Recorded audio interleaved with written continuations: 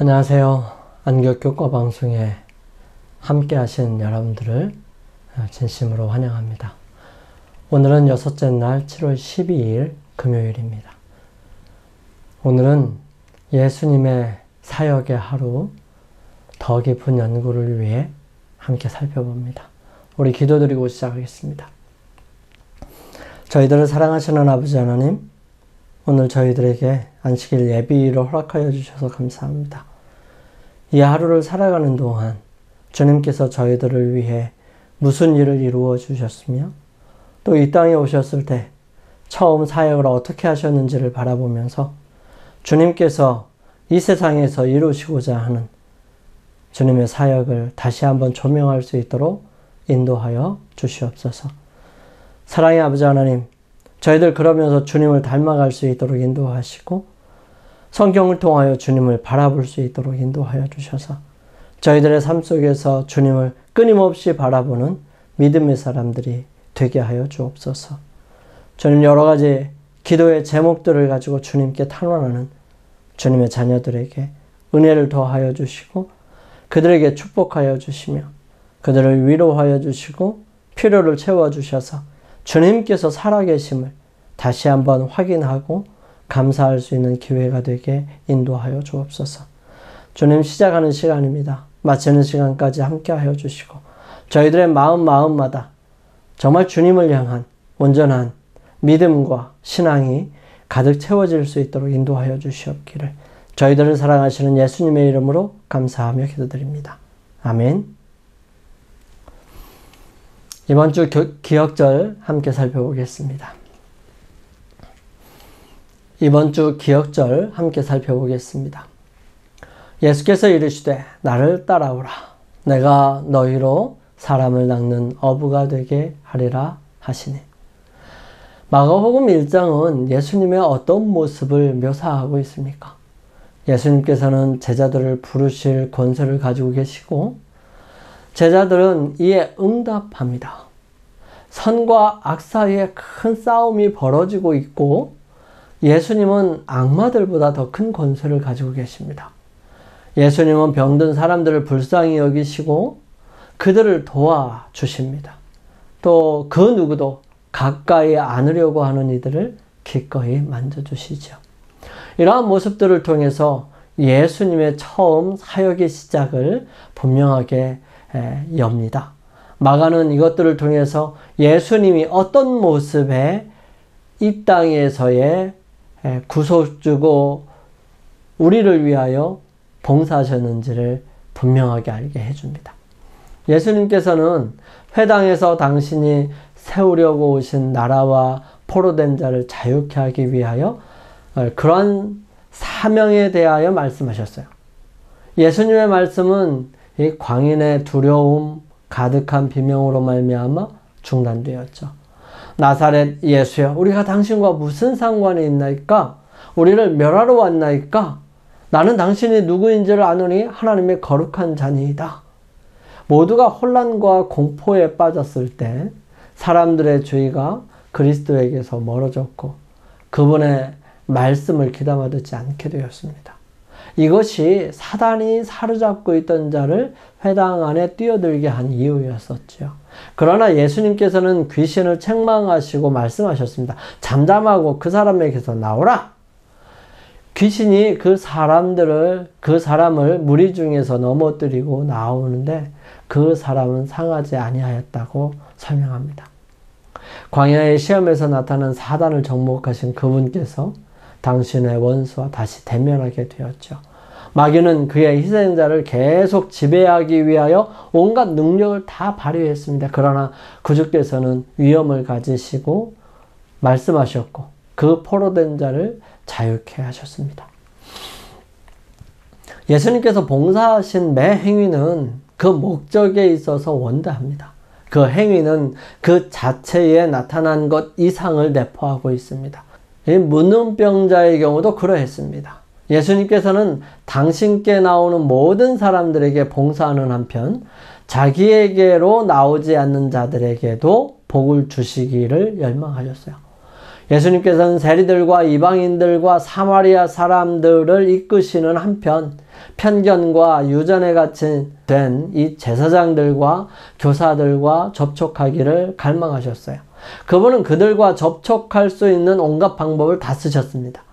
예수님께서는 제사장들에게 이 나음을 입은 문둥병자를 보내므로 그들의 편견을 제거해 주기 위해 의도된 증언을 그들에게 주셨던 것입니다.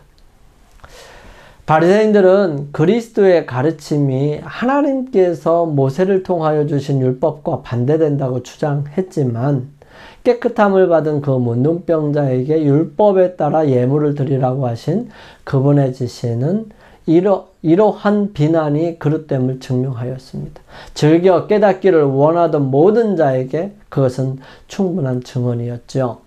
예루살렘의 지도자들은 그리스도를 사형에 처할 어떤 구실을 찾기 위해서 정탐꾼들을 매일 파견했어요.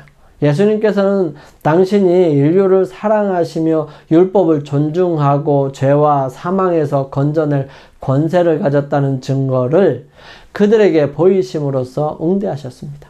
그분은 그들에 대하여 이와 같이 증언했죠. 저희가 악으로 나의 선을 갚으며 미워함으로 나의 사랑을 갚았도다 말씀하십니다. 산상수훈에서 너희 원수를 사랑하라는 교훈을 주신 그분께서는 악을 악으로 욕을 욕으로 갚지 말라고 도리어 복을 비심으로써 그 원칙을 몸소 실천하셨습니다. 그 문둥병자를 추방하도록 선고한 바로 그 제사장들이 그가 나은 것을 확인하였습니다. 공적으로 선언되고 기록된 이 선고는 그리스도를 위한 하나의 현저한 증언이었습니다. 그리고 나음을 받은 그 사람이 제사장들 자신에 의하여 질병의 흔적이 없다는 보증을 받아서 이스라엘 회중으로 회복되었으므로 그 사람이야말로 은혜 베푼 자에 대한 산 증인이 된 것입니다. 그는 기쁘게 예물을 드리고 예수님의 이름을 찬양하였습니다. 제사장들은 구주의 신적인 능력을 확신하였습니다. 그들에게 진리를 알고 그 빛에 의해 유익을 얻을 기회가 허락되었던 것이지요. 거절하면 그 기회는 지나가 버리고 다시는 돌아오지 않을 것입니다. 많은 사람들이 그 빛을 거절하였지만 헛되이 주어진 것은 아니었습니다. 많은 사람들이 얼마 동안은 아무런 표시도 하지 않았지만 마음의 감동을 받았습니다. 구주의 생애 동안 그분의 사명은 제사장들과 교사들에게서 사랑의 응답을 거의 불러일으키지 않은 듯이 보였지만 예수님께서 승천하신 후에 허다한 제사장의 무리도 이 도에 복종하였다고 사도행전 6장 7절에 기록합니다. 문둥병자를 그 무서운 질병에서 깨끗하게 한 그리스도의 사업은 영혼을 죄에서 깨끗하게 하시는 그분의 사업에 대한 예증입니다. 예수님께서 그분께 왔던 그 사람은 온몸에 문둥병이 있었습니다. 그 병의 무서운 도끼가 그의 온몸에 스며들었죠. 여기저기 문드러지고 보기가 흉했습니다. 제자들은 그들의 주님께서 그와 접촉하지 않도록 막으려고 힘썼죠. 왜냐하면 문둥병자를 만진 사람 자신도 부정하게 되기 때문이었습니다. 그러나 예수님께서는 당신의 손을 문둥병자에게 대시지만 불결하게 되지 않으셨어요. 그분의 접촉은 생명을 주는 능력을 나누어 주었습니다. 문둥병은 깨끗해졌어요. 뿌리 깊고 치명적이며 인간의 능력으로는 정결케 될 수 없는 죄의 문둥병도 이와 같습니다. 온 머리는 병들었고 온 마음은 피곤하였으며 발바닥에서 머리까지 성한 곳이 없이 상한 것과 터진 것과 새로 맞은 흔적뿐인 이 사람들을 구원해 주시는 것입니다. 그러나 인류 가운데 거하기 위해 오신 예수님께서는 더럽힘을 받지 않으셨습니다. 그분의 임재는 죄인에게 치료의 효능이 됩니다. 누구든지 그분의 발 아래 엎드려서 주여 원하시면 저를 깨끗게 하실 수 있나이다 라고 믿음으로 말하면 내가 원하노니 깨끗함을 받으라는 대답을 들게 될 것입니다. 어떤 치유의 경우에 있어서 예수님께서는 구하는 축복을 즉시로 허락하지 않으셨습니다. 그러나 문둥병은 호소하자마자 그 요청이 수락되었습니다. 우리가 세상의 축복을 위하여 기도드릴 때 기도에 대한 응답은 지체될 수 있고 혹은 하나님께서 우리가 구하는 것 아닌 다른 어떤 것을 우리에게 주실 수도 있지만 우리가 죄로부터 구원을 간구할 때는 그렇지 않습니다. 우리를 죄에서 깨끗하게 하여 당신의 자녀로 삼으시고 거룩한 생애를 살 수 있도록 하시는 것이 그분의 뜻입니다. 그리스도께서 하나님 곧 우리 아버지의 뜻을 따라 이 악한 세대에서 우리를 건지시려고 우리 죄를 위하여 자기 몸을 들이셨느니라. 갈라디아 1장 4절 말씀이에요. 그리고 그를 향하여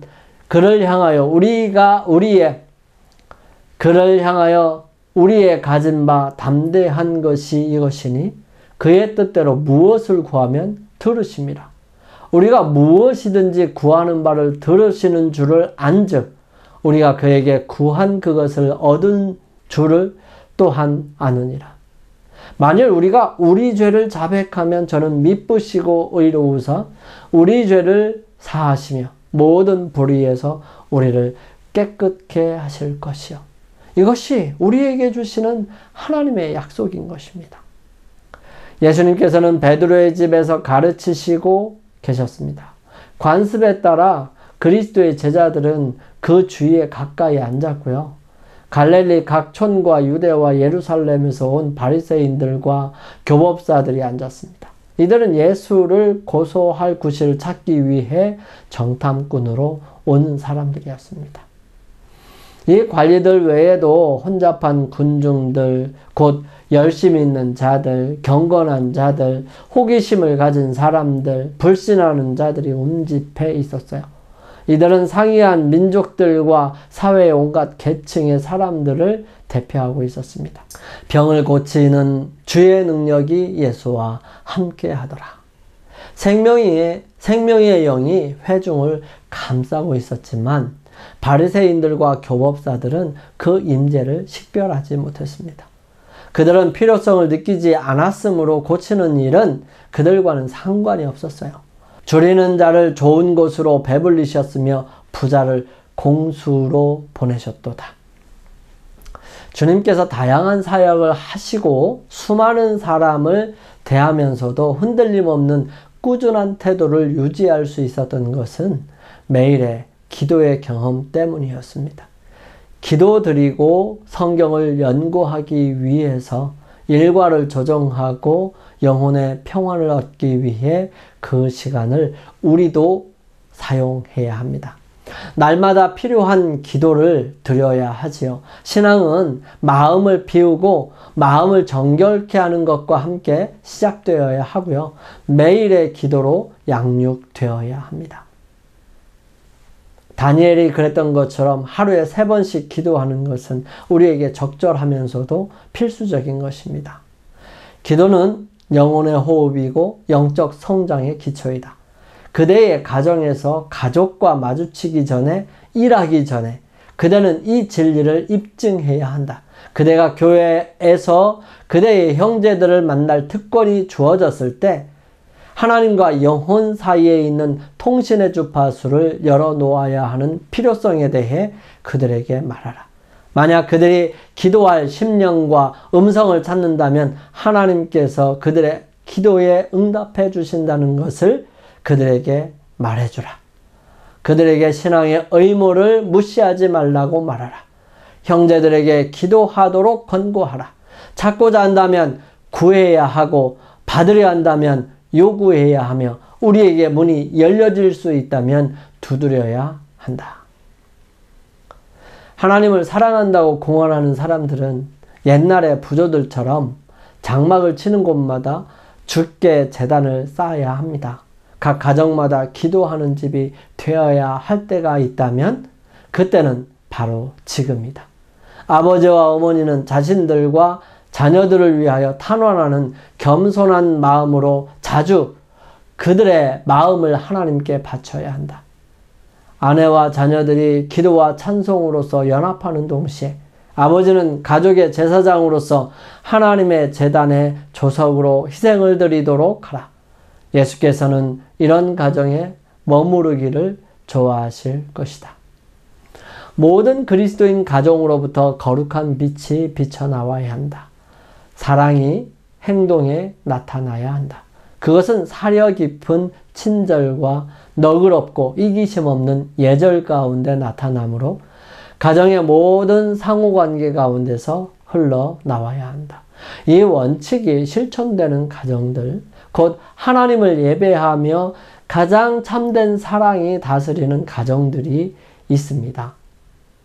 이런 가정들에서는 조석 기도가 또 아침과 저녁의 기도가 아름다운 향연처럼 하나님께 올라가고 그분의 긍휼과 축복이 아침 이슬처럼 그들에게 기도하는 사람들에게 내려온다고 말씀하시고 계십니다. 이 제사장들이 조석으로 분향할 시간에 성소에 들어갔을 때 매일 드리는 희생제물이 바깥 뜰에 있는 제단 위에 드려지도록 준비되어 있었습니다. 이때는 성막에 모였던 예배자들이 가장 깊은 관심을 기울이는 시간이었어요. 그들이 제사장의 봉사를 통하여 하나님 앞에 나아가기 전에 열심히 그들의 마음을 살피고 죄를 자복하는 일을 행해야 했습니다. 그들은 얼굴을 성소로 향하고 묵상함으로 연합해야 했습니다. 그리하여 그들이 믿음으로 속죄의 희생으로 예표된 약속된 구주의 공로를 굳게 붙잡는 동안 그들의 탄원은 향연과 같이 올라갔습니다.